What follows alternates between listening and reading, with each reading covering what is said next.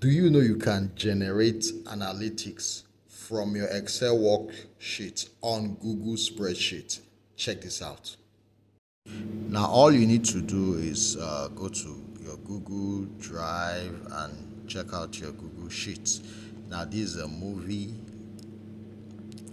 data table of several movies just collated, so it's a sample. You can use it for your class grades and all that to analyze your students' grades, but I'm just using this for uh, demonstration purpose.